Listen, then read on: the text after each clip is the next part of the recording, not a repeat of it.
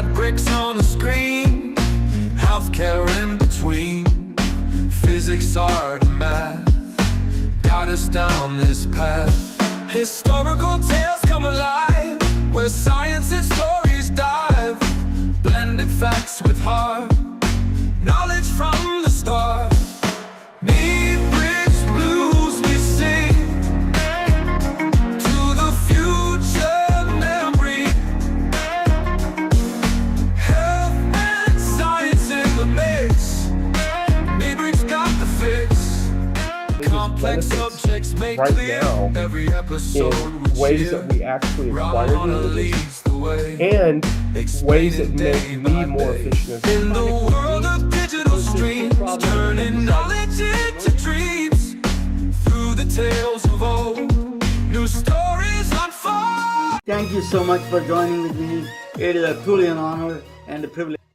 MedBix Webcast is a new kind of healthcare media channel to break the silo mentality and foster interdisciplinary thinking. Our mission is to fill that gap and to create a curiosity through different lenses, tapping the passion that guided the historical figures in medicine and bringing present-day groundbreaking research to the front lines. We interview physicians and leaders in the industry about present-day healthcare challenges on our live programming. Hey, welcome to the MedBix Webcast. This is Raman Annamaraju. I'm the host.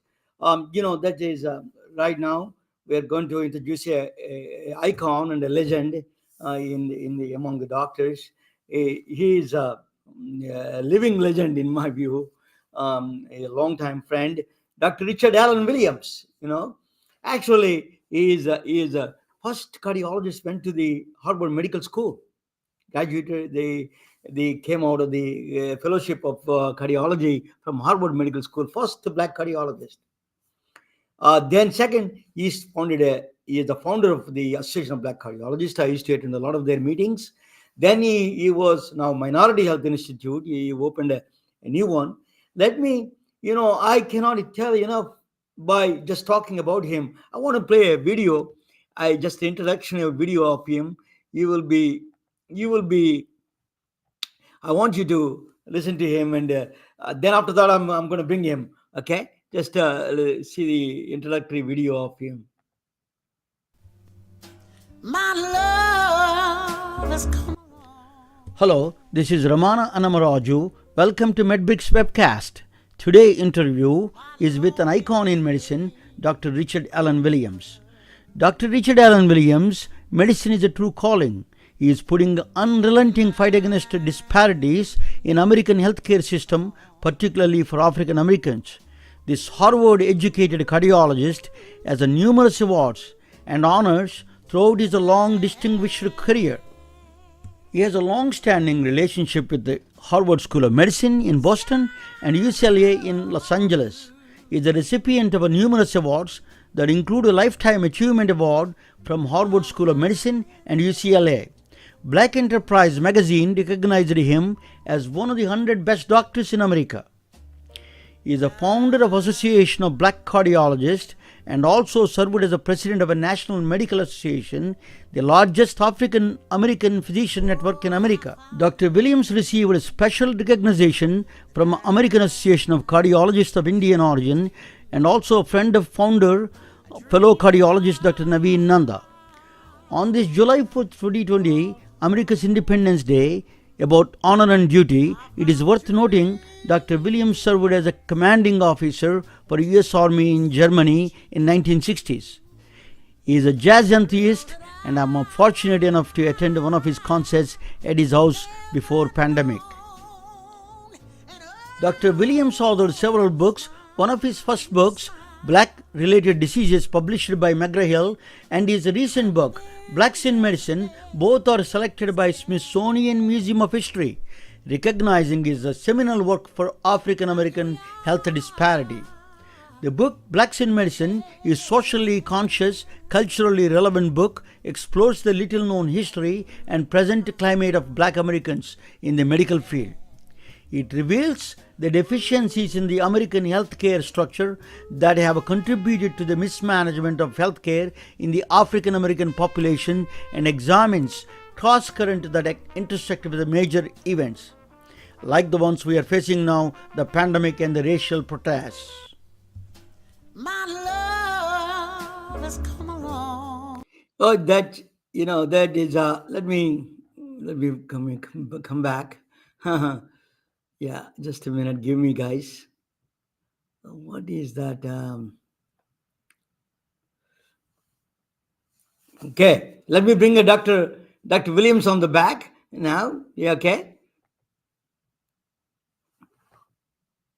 Hello, this is Raman Anamraju. Welcome to the MedBix webcast, Dr. Williams. Tell us, it's very interesting times. We were meeting, and you are having a Harvard shirt you have with a T-shirt. Tell us a little bit about your lifetime achievement award from the Harvard. You are one of the first few, maybe the first black cardiologist from Harvard, right? I was the first of the black cardiologists to graduate from Harvard. Yes. That's very good. It's very impressive.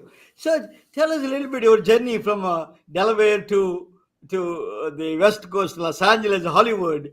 You went through a kind of a long journey. Just if you can give us a little bit. Well, I was born and grew up in Wilmington, Delaware, the home also of President Joe Biden, who was an old family friend. In any event, I was fortunate to get a full ride scholarship from my all-black high school to Harvard University as the first black student to attend Harvard from Delaware.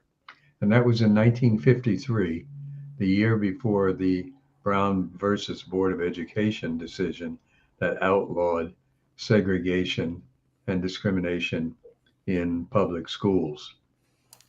So I went on to Harvard to earn my bachelor's degree as an undergraduate at that vaunted institution, and subsequently went from there to the State University of New York, Downstate Medical Center, to do my medical training, my medical school.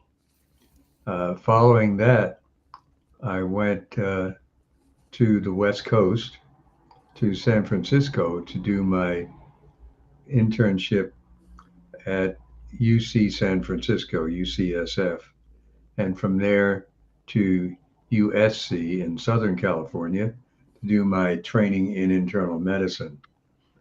At that point, I was determined to go into cardiology and was fortunate enough to get a cardiology fellowship at Brigham and Women's Hospital and Harvard Medical School. And I attended there in 1968 initially. That was the year that Martin Luther King, Dr. King, was assassinated. And I remember that quite well. He was assassinated early in 1968, and I attended there a bit later on the heels of his assassination.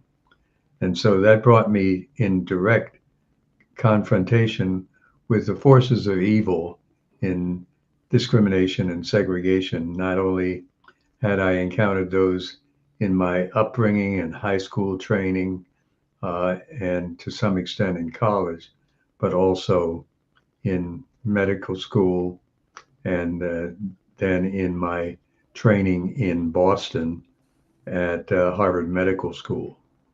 There were several instances in which I encountered a great deal of discrimination. But the most important thing was that when I arrived there, I found that Harvard Medical School, with all of its control of 20 hospitals in Boston, had never trained a postgraduate individual in any capacity, not in any specialty. I was the first to enroll, and I was disgusted with that. I determined to do something about it, and reached out to the dean at Harvard Medical School, Dean Robert Ebert, who agreed with me that something should be done. And we, I guess you might say, put together a plan to try to influence people in the Harvard Medical School to start a recruitment program to bring in blacks and other minorities into the training programs and also into the medical school at Harvard. So that was a big deal. That was in the period from 1968 to 1972. And we were successful in starting what was called the Central Recruitment Council, which for the first time brought in minorities and particularly blacks into Harvard Medical School and to all of the hospitals that it influenced and controlled. And in addition to that, we were able to have an impact on the other two medical schools in Boston, which were Boston University and Tufts. For the efforts that I had made in regards to, I guess you might say, breaking down barriers for blacks and other minorities to attend Harvard Medical School and some of the other hospitals, I was awarded Lifetime Achievement Award by Harvard Medical School in 2004 when I was invited back there to give the first Dr. Robert Ebert. Dr. Williams, I'm going to cut that part, but let me ask you a question. What inspired you to become a cardiologist, and what is the state of the, at the time, black population's cardiology situation with them? Is it a rampant, they carry out cardiac problems, or when you started the cardiology program as a cardiologist, what things you faced with the communities itself? You know, you are one of the first few people that really faced this right in front of you, the racism, the disease burden, all of them, you see it in first hand. Tell us a little bit of your experience on that one, how you faced the cardiac diseases in the black population. Well, this goes right back to what we were talking about with my experiences in Boston. At the time that I was in my cardiology training, it was perceived that Black people did not have much difficulty with cardiovascular disease. And as a person who was being trained in cardiology, I was not so sure that that was true, because I saw plenty of Black people who had heart attacks, heart failure, hypertension, kidney problems, and so forth. And I was concerned with that perception that was prevailing in American medicine. And I decided to look into it and got the permission from my chiefs at Harvard Medical School to pursue that. That wound up with my producing a book called The Textbook of Black-Related Diseases, which investigated the entire panorama of the disease process as it affected Black people. That had never been done before and never been considered. And it really turned a page, literally, on the whole concept of disease and disease progression in ethnic groups, racial and ethnic groups.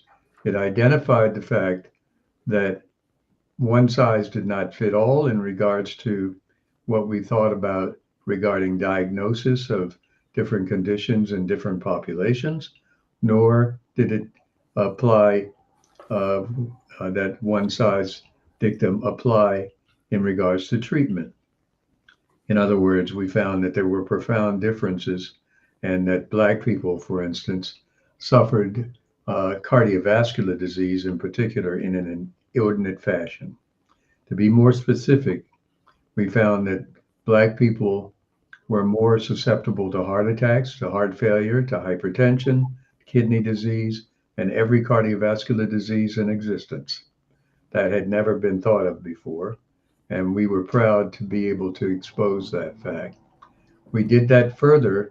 Not only exposed it, you wrote the book on it, right? That's a very powerful we actually message. wrote a textbook on that, yes. And we followed that textbook up with the development, actually the founding, which I'm proud of having done, of an organization called the Association of Black Cardiologists. That was formed in 1974 in Dallas, Texas, at the American Heart Association.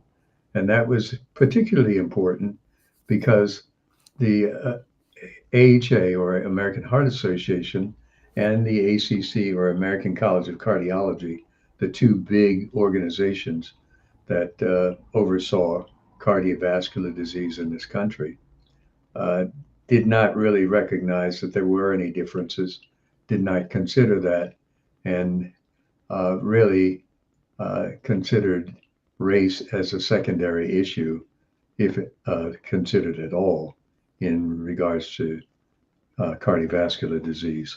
So we changed the paradigm there when we invented this group, in particular to look at cardiovascular disease in blacks. And so the the ABC, the Association of Black Cardiologists, is this year celebrating our 50th anniversary. We were formed, as I mentioned, in 1974. I was the founder, and I'm proud to still be here to make sure that everybody recognizes the importance of the mandate that we were carrying out. Congratulations! That is a big achievement.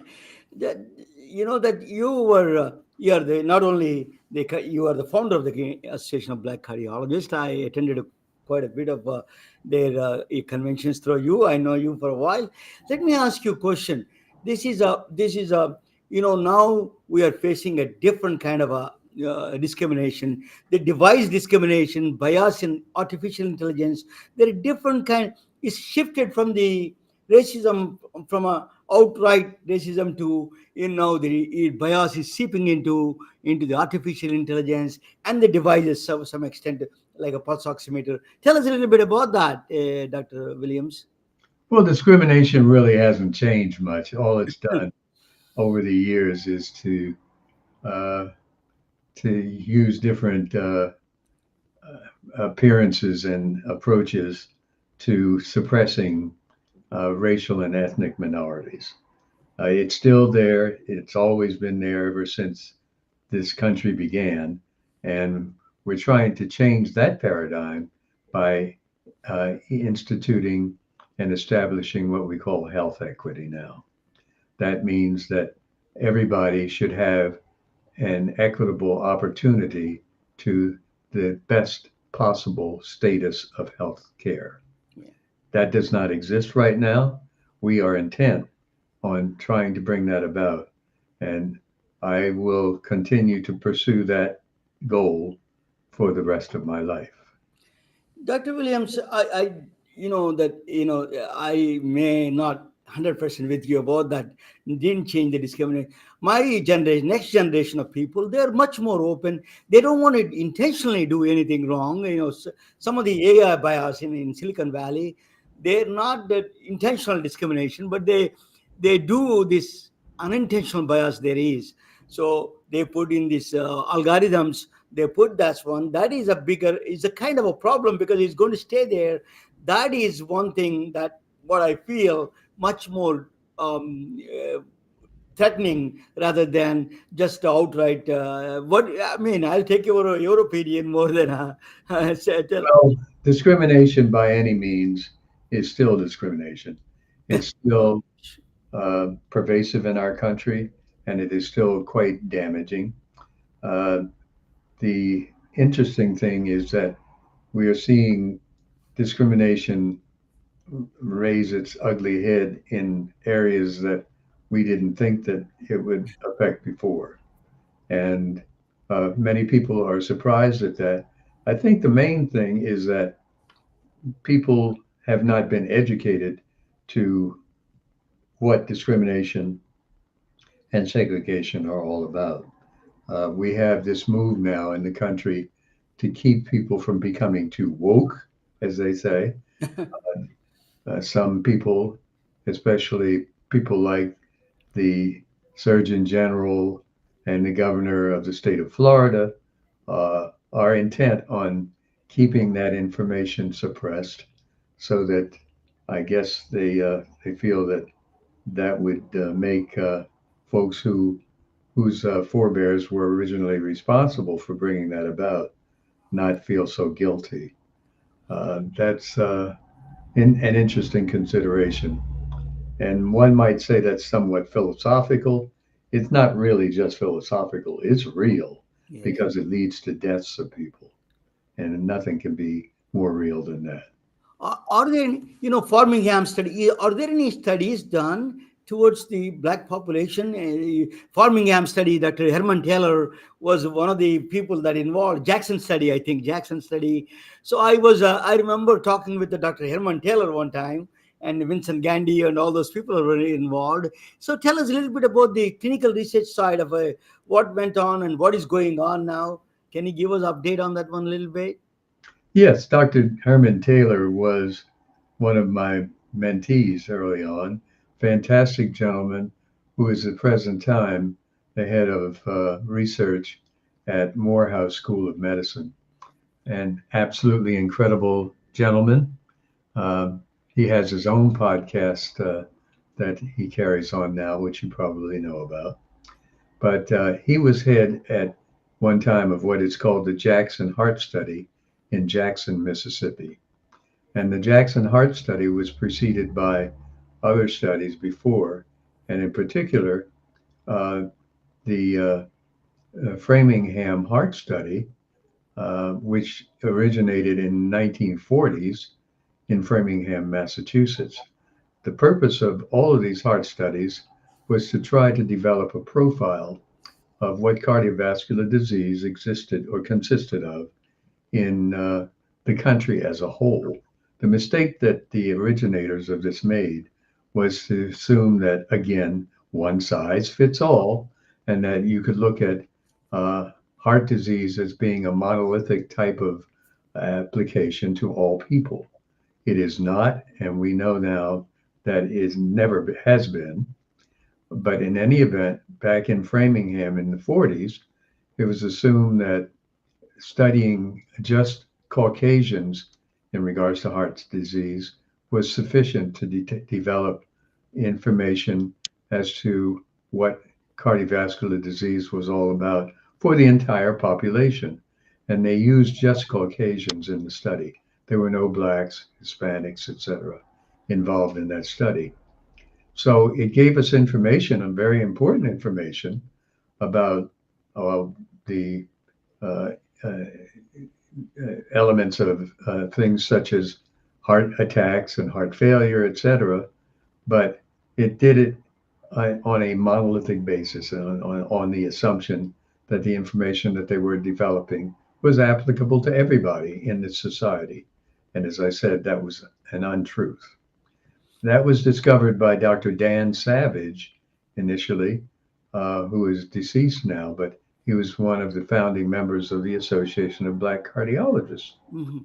And on investigating this, he decided that he would try to do something to start a different kind of study to look at the Black population. And that was when the Jackson Heart Study actually initially got its beginning. And that was to look at the Black population in particular and determine what the profiles, that is the incidence, prevalence, etc., of heart disease in Blacks really was, that had never been established before. And so the Jackson Heart Study went a long way to providing us the kind of data that we needed to be able to make judgments about diagnosis and how to treat Black people with heart disease. What is the Jackson study came out? What are the results of the Jackson study, Dr. Williams? Well, the things that we now recognize and now know is, as I said, that heart disease is much more prevalent in Black people than we previously thought. And in fact, it is more prevalent in Blacks than it is in whites. And the statistics are undisputable. And that leads us to being able to make more determinations as to who needs to be treated with what and when, which we didn't have before. You wrote several books, that Blacks in Medicine, the recent book. And tell us a little bit about your writing as I brought this discrimination and indifferences from the front lines of the American healthcare system. So tell us a little bit about writing. What it inspired you to write all these books? Writing book is not easy. Just tell us a little bit of a journey into the writing books. Well, I had plenty of inspiration. My principal inspiration was lack of information that was out there regarding the medical condition, the status of Black people. As I told you, when I entered Harvard Medical School cardiovascular training program, I was astounded in finding that there was almost nothing in existence in regards to that information. And there were lots of misinformation. There was a lot of misinformation about health and heart disease, in particular in Black people. So that's when I decided to look into it further and wound up in writing my first book in 1975, which was the textbook of Black-related diseases. Took me 5 years to write that book, and it is now I'm proud to say, in the archives of the Smithsonian Institution as an historical document. It's an 800-page book, which I laboriously put together, labor of love, to try to define health and health status in Blacks in particular. That was the first of 9 books that I have written. So my 9th book was the one that you just referred to, which is called Blacks in Medicine. And it's a 5,000-year compendium of information on the health, and particularly health of the Black population, not only in this country, but throughout the world.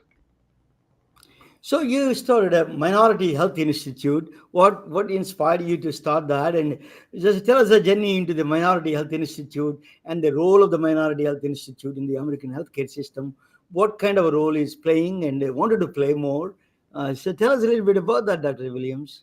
Well, the Minority Health Institute, or what we call MHI, is an organization which I developed 37 years ago, following the development that I made of the ABC, the Association of Black Cardiologists. I found that it's one thing to look scholastically and academically at a problem and decide that this or that has not been done or has been done and needs to be done and so forth. It's another thing to be able to do something about those things that you found out about.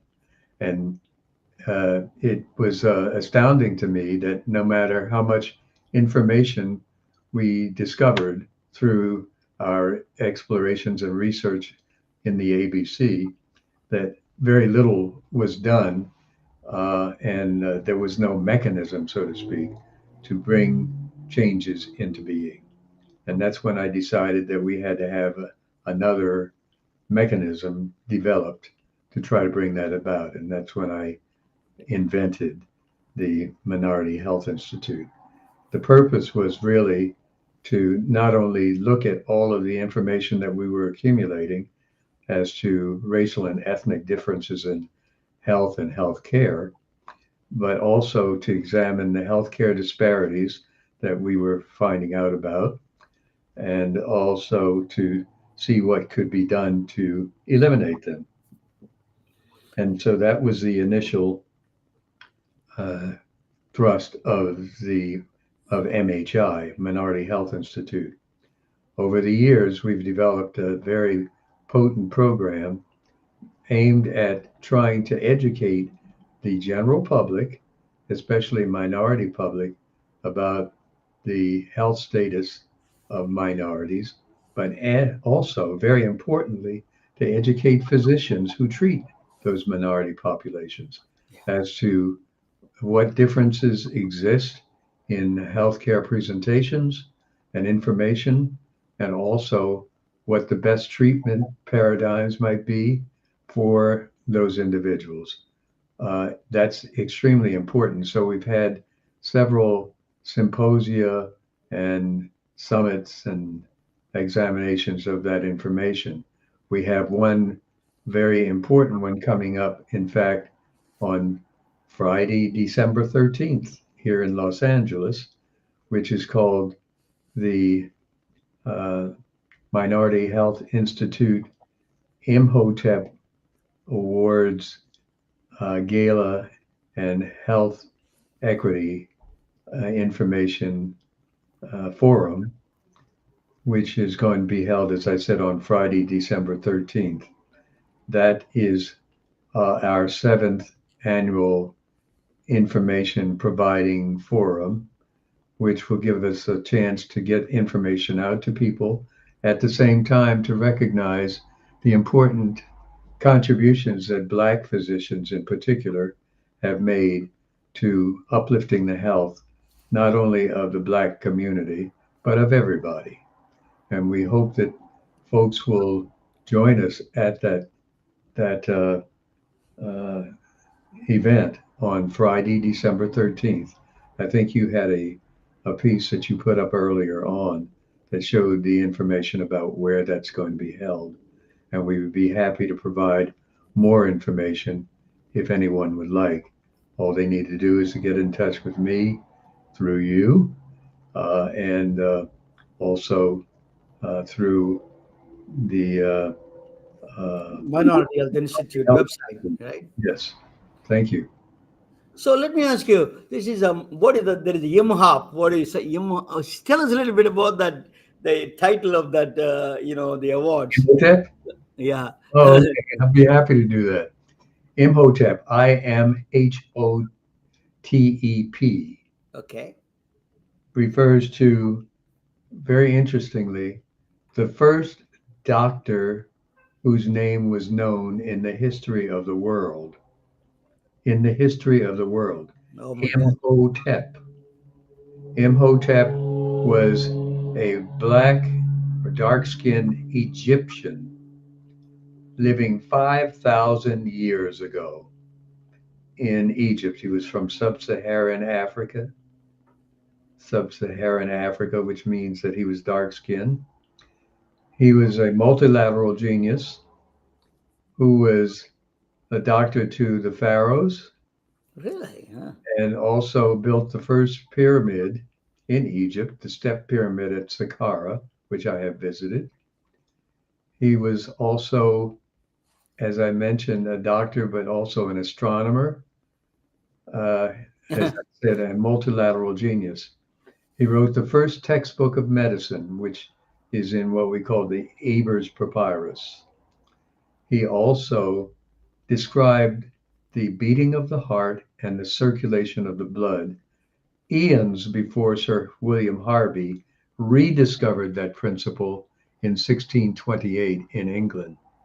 Imhotep did that 5,000 years ago. Amazing. White history does not recognize all of these accomplishments. Oh, absolutely. We Not thought only the white appropriate to give him history. credit at this particular conference, which recognizes the contributions of Black physicians to health and history. Oh, yeah, that is very. I didn't know that. That is a very impressive.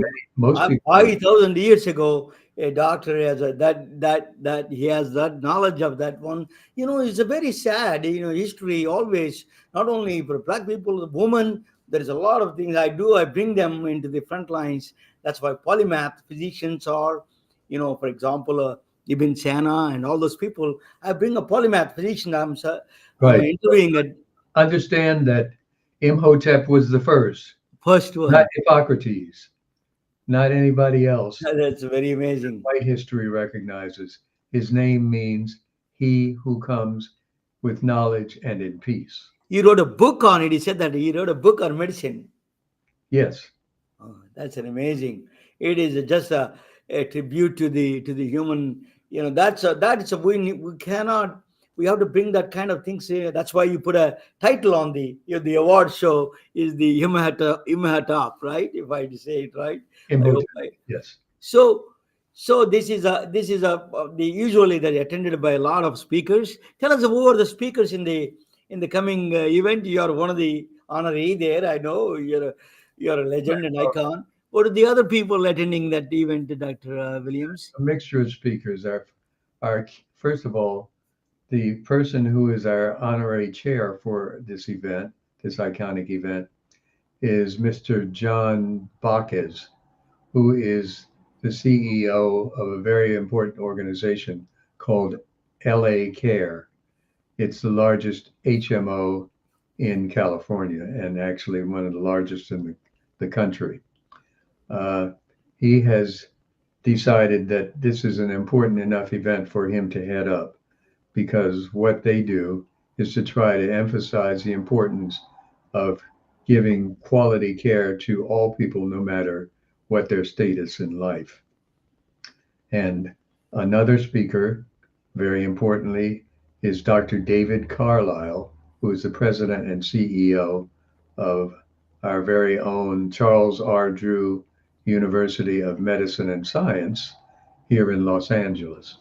Dr. Carlisle will be speaking on a multitude of issues, but principally on the need to develop more Black physicians and other minority physicians for our being able to eliminate healthcare disparities and impact on the social determinants of health. We also have Dr. Deborah Prothro Stith, who is the dean of that very same medical school, who is one of our awardees. And Dr. Prothro Stith was one of my compatriots back at Harvard Medical School and Harvard School of Public Health many years ago. She's been very, very instrumental in developing the new CDU, the new Charles Drew University, which is the most potent school in the country from the standpoint of leadership in making certain that we are developing the kinds of physicians that we need for the future. Dr. Williams, David Carlisle, you're talking about, I met him through you. So the Charles Drew Medical School is the biggest recipient of a $600 million fund from a Bloomberg Foundation. Tell us a little bit about that. That is a big news, in fact, right? That was a fantastic bequest, I guess you would say, from Mr. Bloomberg, who is an incredible individual in his own right, former mayor of the city of New York, as you know, and the person who gave his name to the Bloomberg School of Public Health at Johns Hopkins University. He's quite a philanthropist and very, very energetic in what he does. This money will be used to develop and build and develop a new medical school at CDU, which has already actually started last year with its first class of 60 students. And that's extremely important because for the first time, this medical school, which began in 1968, will be able to separate itself or have autonomous function, let us say, from UCLA, to which it was paired since its inception. It will now be an autonomous medical school with a 4-year curriculum. And this gives us an important addition to what we call the HBCU medical schools in the United States. We need this because we need to grow and develop more Black and other minority physicians for this country in order for us to reach health equity, which is a very important goal. Autonomous, you said that, so that it's going to be independent now, that CDU is not going to be UCLA, or it's going to be autonomous body itself, right? That doesn't take anything away from UCLA. What it does is to add something from the standpoint of thrust to CDU, because now it can call its own shots completely.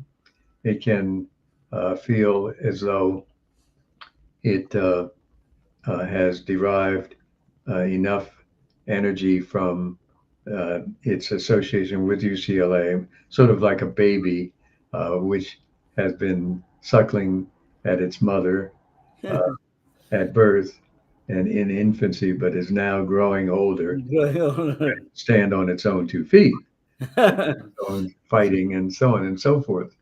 Uh, and so that doesn't take anything away from what UCLA has offered. What it does is to add to the strength of this organization, this fantastic medical school, which has so much future and which has done so well under the leadership of Dr. David Carlisle.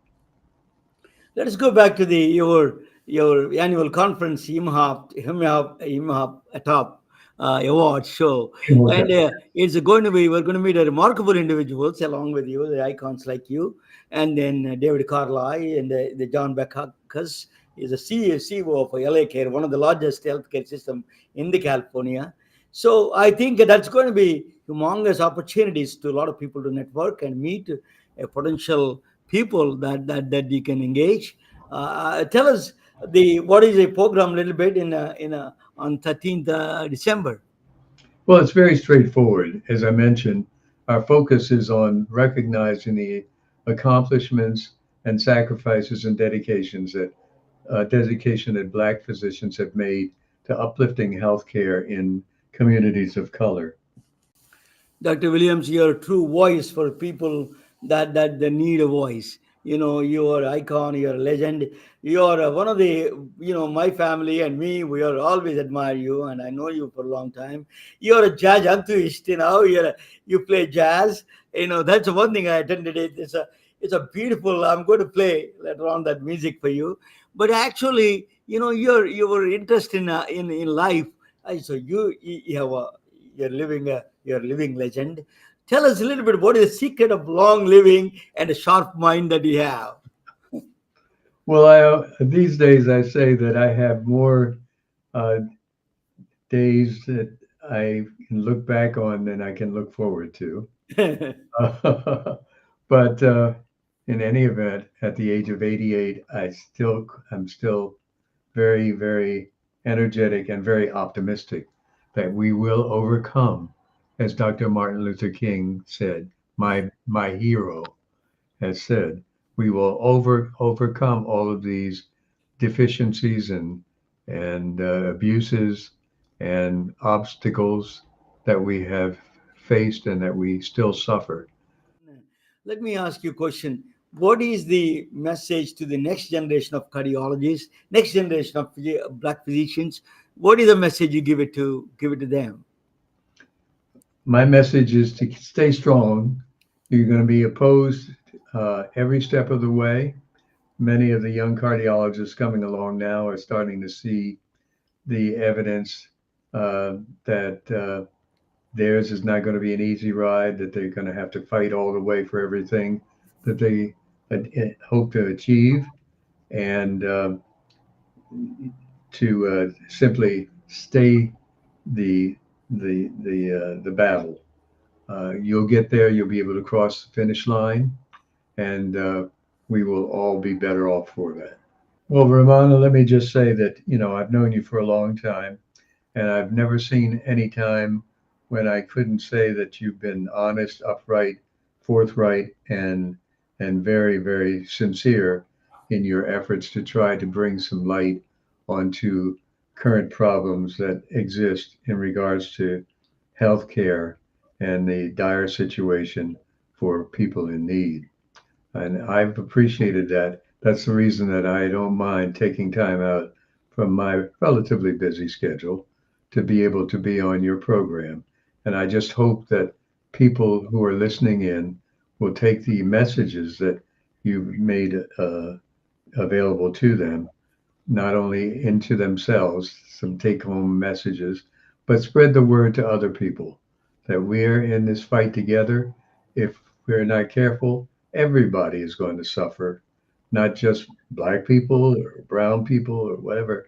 We're all going to suffer something from what is about to befall us. And so we have to be very careful. And like was once said, keep the faith. I'm honored and privileged to have you anytime, Dr. Williams. Thank you for your time and your generosity. I am really we're hoping to see you in the January, this 13th of the December 13th, Friday. It's going to be a great program. I know I attended a few of them, and it is a stellar.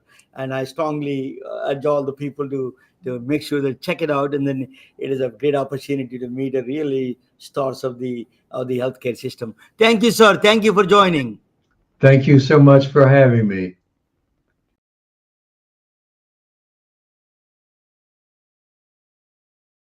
Thank you, Dr. Williams, as a great interview. So, you know that today the news is that United Healthcare CEO was gunned down in New York City. I have a lot of friends in United Healthcare. Violence has never been an answer for anything. This is a sad situation. So I have a lot of friends in United Healthcare.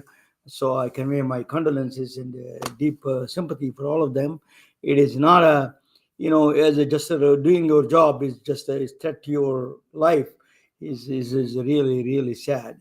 But anyway, let us move on. And then I think, we are I have a Dr. Wody Stummer is coming up. I hope, he just sent me a note there that his daughter got this allergy. She ate some ice cream with the nuts, and then she got the allergic reaction. I hope everything is good, and I pray for him, and I hope he's going to come back and talk with us.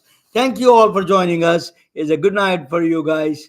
I'm really thank you so much. Good night. Telling their stories through our patented designs that can be worn on scrubs, t-shirts, printed on conference bags, and endless other promotional materials.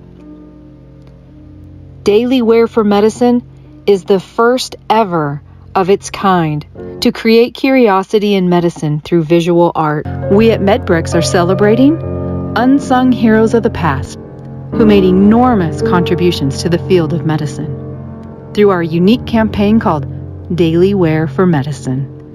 You can wear it, carry it, and give it.